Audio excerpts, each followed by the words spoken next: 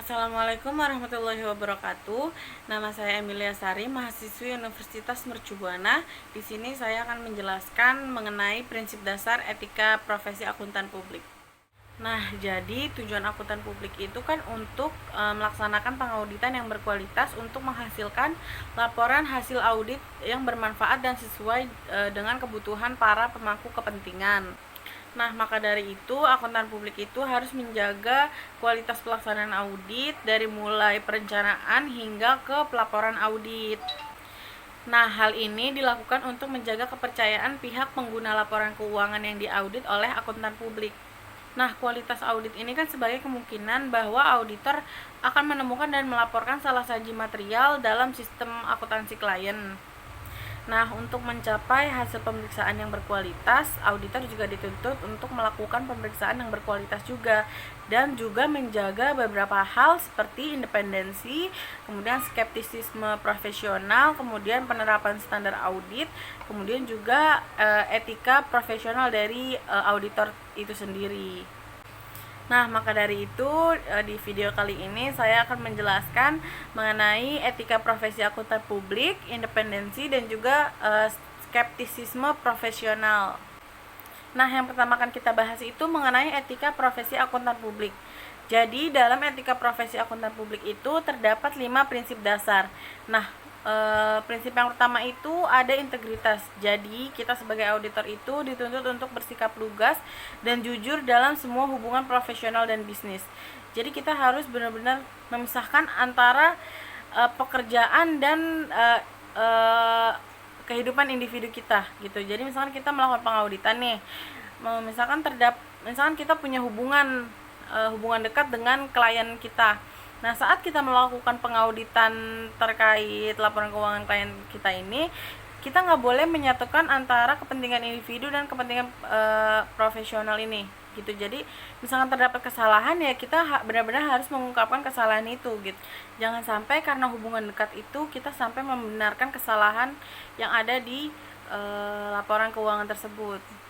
Nah, untuk prinsip yang kedua itu ada objektivitas. Nah, objektivitas ini kita sebagai auditor itu tidak boleh mengompromikan pertimbangan profesional atau bisnis karena adanya bias, benturan kepentingan, atau pengaruh yang tidak semestinya dari pihak lain gitu. Jadi contohnya gini, misalkan saya sebagai auditor mengaudit seorang klien. Nah, kliennya ini misalnya kayak teman saya, tapi saya nggak suka sama teman saya yang ini.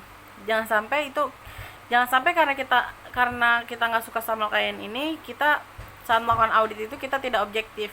Maksudnya gini, misalkan padahal laporan keuangan ini nggak ada kesalahan, benar-benar sesuai dengan standar audit.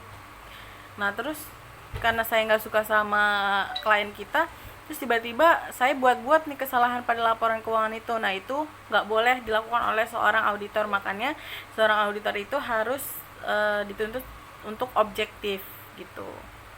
Nah, untuk prinsip yang ketiga itu terdapat kompetensi dan kehati-hatian profesional. Maksudnya gini, untuk menjadi seorang auditor itu bukan hal yang mudah. Untuk menjadi auditor kita harus mencapai pengetahuan dan keahlian profesional di level yang disyaratkan. Nah, kenapa kita harus mencapai pengetahuan di level yang disyaratkan? Karena itu untuk memastikan bahwa klien yang mempekerjakan kita, yang mempercayai kita untuk mengaudit laporan keuangannya itu memperoleh jasa profesional dari orang yang kompeten gitu. Jadi bukan orang yang main-main yang bisa mengaudit laporan keuangan perusahaan itu. Soalnya kan laporan keuangan itu bukan hal yang sepele, itu hal yang sangat penting. Jadi untuk mengauditnya itu benar-benar harus dikerjakan oleh orang-orang yang profesional dan kompeten di bidangnya. Nah, dan juga kita sebagai auditor itu harus bertindak bersungguh-sungguh dan sesuai dengan standar profesional dan standar teknis yang berlaku, seperti itu. Nah, kemudian untuk prinsip yang keempat itu ada kerahasiaan. Jadi kita sebagai auditor itu harus menjaga kerahasiaan informasi yang diperoleh dari hasil hubungan profesional dan bisnis. Jadi gini, misalnya kita tuh kan sebagai auditor mengaudit laporan keuangan, pasti kita diberikan akses khusus untuk mengetahui informasi-informasi lebih dalam lagi terkait perusahaan tersebut. Nah, ketika kita mengetahui semua informasi-informasi terkait perusahaan tersebut, kita nggak boleh menyebarkan informasi yang kita tahu ke orang lain gitu. Jadi benar-benar itu khusus untuk kita aja. Itu juga tujuannya kan untuk mengaudit laporan tersebut. Nah, jadi kan dalam mengaudit itu kita harus benar-benar memiliki informasi-informasi tambahan untuk memastikan bahwa yang ada di laporan keuangan ini kan sudah benar-benar benar gitu. Jadi kita harus memastikannya lagi dengan informasi-informasi tambahan yang ada di perusahaan itu gitu. Nah, untuk prinsip yang kelima itu ada perilaku profesional.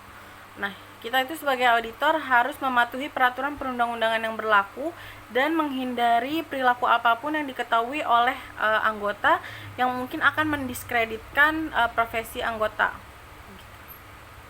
Nah, jadi itu tadi 5 prinsip dasar etika profesi akuntan publik. Nah, sekarang kita akan bahas tentang independensi. Nah, jadi independensi ini adalah sikap yang diharapkan dari seorang auditor untuk tidak memiliki kepentingan pribadi dalam pelaksanaan tugasnya yang bertentangan dengan prinsip-prinsip integritas dan objektivitas. Nah, independensi ini diperlukan agar auditor tidak memihak kepada siapapun dalam mengemukakan pendapat, kesimpulan, pertimbangan atau rekomendasi dari hasil pemeriksaan yang dilakukannya. Nah, auditor yang kehilangan independensinya ini akan mengakibatkan rendahnya kualitas audit dan laporan audit yang dihasilkan dari pekerjaannya ini tidak sesuai dengan keadaan yang sebenarnya dan terdapat keraguan dalam penggunaannya sebagai dasar pengambilan keputusan. Oleh karena itu, kualitas hasil audit yang tinggi memerlukan sikap independensi dari auditor tersebut. Nah, selain sikap independensi juga ada sikap skeptisisme profesional yang diperlukan oleh seorang auditor. Nah, kita harus tahu dulu nih tentang apa sih skeptis itu. Nah, kalau kita cari di Google, skeptis itu artinya kurang percaya atau ragu-ragu. Nah, kalau skeptisisme itu adalah kepahaman yang memandang sesuatu selalu tidak pasti atau meragukan dan mencurigakan. Nah, jadi skeptisisme profesional ini berarti seorang auditor harus membuat penilaian yang kritis dengan cara berpikir terus-menerus mempertanyakan keabsahan dari bukti audit yang diperoleh, serta selalu waspada terhadap informasi yang diperoleh dari manajemen ataupun pihak-pihak yang berwenang sebagai pengelola perusahaan. Nah, suatu kewajiban bagi auditor untuk menggunakan dan mempertahankan sikap skeptis sepanjang periode penugasan, terutama kewaspadaan akan terjadinya kecurangan. Jadi semakin skeptis seorang auditor, maka tingkat kesalahan dalam melakukan auditnya akan semakin berkurang. Nah, selain menjelaskan tentang etika profesi akuntan publik, sikap independensi dan sikap skeptisme profesional, di sini saya juga akan menjelaskan tentang kerangka kerja konseptual untuk penerapan kode etik profesi akuntan publik.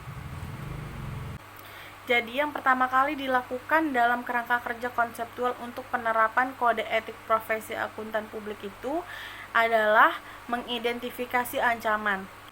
Nah, jadi di sini itu kita menilai apakah ada yang mengancam integritas kita sebagai seorang auditor, kemudian apakah ada yang mengancam objektivitas kita sebagai seorang auditor, kemudian apakah ada yang mengancam kita, pokoknya mengancam 5 prinsip dasar kita sebagai seorang auditor, seperti itu. Kemudian jika ada yang mengancam dari hal-hal tersebut, kemudian kita mengevaluasi ancaman tersebut. Jadi kita melihat keadaan dan situasinya itu seperti apa. Misalkan tuh kita kan dalam melakukan pengauditan itu kan pasti kita punya tim. Nah, misalnya dalam tim ini ada satu orang yang mempunyai hubungan keluarga dengan klien yang akan diaudit nih laporan keuangannya. Nah, di sini kita identifikasi nih apakah salah satu tim ini, orang yang mempunyai hubungan keluarga ini masih bisa bekerja dengan objektif atau tidak, masih bisa mempertahankan sikap skeptisnya atau tidak, masih bisa bekerja dengan independen atau tidak. Kalau misalkan diidentifikasi dia sudah tidak bisa melakukan pekerjaannya dengan objektif, independen, dan skeptis, maka cara mengatasi ancaman tersebut ya dengan cara menggantinya dengan anggota lain gitu. Karena kalau misalkan dipertahankan, maka hasilnya itu tidak akan sesuai dengan keadaan yang sebenarnya dan pasti ada keraguan dalam penggunaannya sebagai dasar pengambilan keputusannya nanti. Nah, sekian penjelasan saya mengenai prinsip dasar etika profesi akuntan publik, sikap independensi, dan juga sikap skeptisme profesional, kemudian kerangka kerja konseptual untuk penerapan kode etik profesi akuntan publik. Kurang lebihnya mohon maaf jika ada kesalahan dalam penjelasan maupun pengucapan kata-katanya. Wabillahi taufiq wal hidayah. Wassalamualaikum warahmatullahi wabarakatuh.